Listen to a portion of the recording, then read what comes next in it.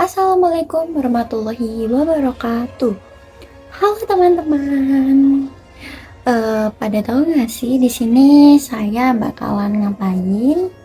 Nah, sebelum itu izinkan saya untuk memperkenalkan diri terlebih dahulu Saya Salsabila Kurnia Azara. dengan NIM 123002502 dari Prodi S1 Kebidanan, Fakultas Keperawatan dan Kebidanan, Universitas Nahdlatul Ulama Surabaya.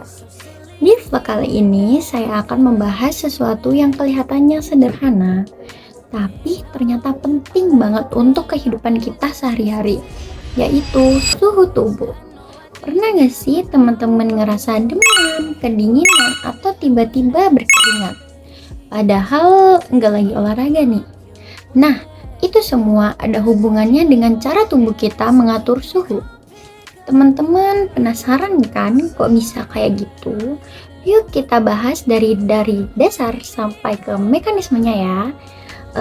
Sebelum kita terjun jauh ke mekanismenya teman-teman, harus tahu terlebih dahulu apa sih pengertian dari suhu tubuh itu.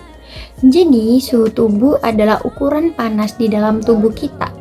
Normalnya suhu tubuh manusia berada di kisaran 36,5 derajat Celcius sampai 37,5 derajat Celcius. Tapi penting untuk dipahami, suhu tubuh itu tidak selalu tetap. Dia bisa berubah tergantung aktivitas, waktu, bahkan kondisi kesehatan. Misalnya saat pagi hari, suhu tubuh bisanya tuh lebih rendah. Atau saat olahraga, suhu tubuh biasanya akan naik. Ataupun saat demam, suhu tubuh meningkat karena adanya infeksi. Jadi, suhu tubuh itu biasanya adalah hasil keseimbangan antara produksi panas dan kehilangan panas di dalam tubuh. Lalu yang kedua, kita akan membahas mengenai organ pengatur suhu tubuh. Nah, siapa sih yang ngatur suhu tubuh kita? Jawabannya adalah bagian otak yang bernama hipotalamus. Hipotalamus ini bekerja seperti termostat, di mana kita akan mendeteksi berupa perubahan suhu, lalu akan langsung memberi perintah ke tubuh untuk menyesuaikan diri. Contohnya ya, kalau tubuh kepanasan, maka tubuh akan berkeringat. Kalau tubuh kedinginan, maka tubuh akan menggigil. Selain hipotalamus, ada juga organ lain yang membantu, seperti kulit untuk mengeluarkan panas, pembuluh darah untuk mengatur aliran panas, kelenjar keringat untuk membantu pendinginan. Oke, sekarang kita akan membahas bagaimana sinyal itu akan berjalan di dalam tubuh. Ketika suhu tubuh berubah, sensor di kulit dan tubuh akan mendeteksi perubahan tersebut. Sinyal ini kemudian akan dikirim ke otak melalui sistem saraf. Setelah sampai di hipotalamus, otak akan memproses informasi tersebut, lalu mengirimkan respon balik atau feedback ke tubuh. Contohnya ya teman-teman, saat panas otak itu akan menyuruh kelenjar keringat aktif, atau saat dingin otak akan memerintahkan otot untuk menggigil. Jadi semua ini tuh berjalan atas perintah dari otak secara cepat sekali, bahkan tanpa kita sadari hal itu. Kita udah bahas mengenai banyak sekali ya teman-teman, dimulai dari pengertian suhu tubuh, lalu yang kedua organ pengatur suhu tubuh, dan yang ketiga penjalaran sinyal pada tubuh. Oke, selanjutnya di yang keempat ini kita akan membahas di faktor yang mempengaruhi suhu tubuh. Suhu tubuh kita bisa dipengaruhi oleh banyak faktor. Teman-teman ada yang bisa nebak nggak nih faktornya apa saja? Oke, nggak bisa ya? Oke, aku jelasin. Jadi yang pertama adalah faktor usia.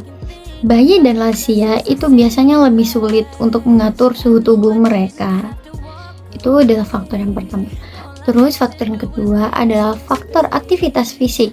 Semakin berat aktivitas fisik, maka semakin banyak panas yang akan dihasilkan. Lalu faktor yang ketiga adalah faktor lingkungan. Cuaca panas atau dingin itu sangat berpengaruh bagi suhu tubuh kita. Lalu yang keempat adalah faktor hormon. Misalnya pada perempuan, suhu tubuh itu bisa berubah pada saat contohnya siklus menstruasi. Lalu yang kelima adalah faktor di kondisi kesehatan. Mungkin waktu itu kita bisa sedang demam atau infeksi atau penyakit tertentu. Hal itu bisa meningkatkan suhu tubuh loh. Nah, dari hasil faktor-faktor tersebut, penting untuk kita tidak langsung menyimpulkan sesuatu. Misalnya, teman-teman merasa panas, itu belum tentu demam. Bisa jadi teman-teman habis melakukan aktivitas atau berada di lingkungan yang panas. Jadi, harus dilihat dari berbagai faktor, bukan cuma satu penyebab saja. Selanjutnya, kita akan membahas mengenai mekanisme kehilangan panas di dalam tubuh. Sekarang kita akan membahas poin yang paling seru, yakni mekanismenya yang paling teman-teman tunggu-tunggu. Secara ilmiah ada 4 cara utama, yaitu yang pertama radiasi, konduksi, konveksi, dan juga evaporasi. Tapi biar nggak cuma hafalan, kita pahami satu persatu ya. Jadi yang pertama ada radiasi. Cara ini itu paling sering terjadi. Jadi radiasi itu apa sih? Radiasi adalah proses pelepasan panas tanpa kontak langsung. Contohnya apa? Contohnya saat kita berada di ruangan yang lebih dingin, tubuh itu akan memancarkan panas ke lingkungan itu. Jadi sekitar 60% panas dalam tubuh itu akan hilang melalui radiasi. Ini meskipun kita tidak menyentuh barang apapun ya, tubuh itu akan tetap kehilangan panas. Karena lingkungan tadi itu menyerap panas dari tubuh kita. Kayak gitu teman-teman. Lalu yang kedua adalah konduksi, yakni secara kontak langsung dengan benda. Konduksi ini terjadi pada saat tubuh bersentuhan dengan benda yang lebih dingin. Contohnya pada saat kita duduk di lantai tanpa alas apapun ya. Lantai kan dingin. Nah, dingin ini akan menyerap panas pada tubuh kita ataupun kita menyentuh es batu. Seperti itu teman-teman. Jadi panas dari tubuh itu akan langsung berpindah ke benda tersebut. Benda yang kita sentuh itu. Kayak gitu. Tapi mekanisme ini tuh jumlahnya kecil, kecuali penyentuhannya tuh akan lama atau kita bersentuh dengan benda yang sangat dingin. Lalu yang ketiga adalah konveksi, yakni menekankan udara atau air. Apa sih maksudnya terusan? Jadi konveksi adalah kehilangan panas karena adanya aliran seperti udara atau air. Contohnya saat kita terkena angin dingin ataupun saat kipas itu kita nyalakan.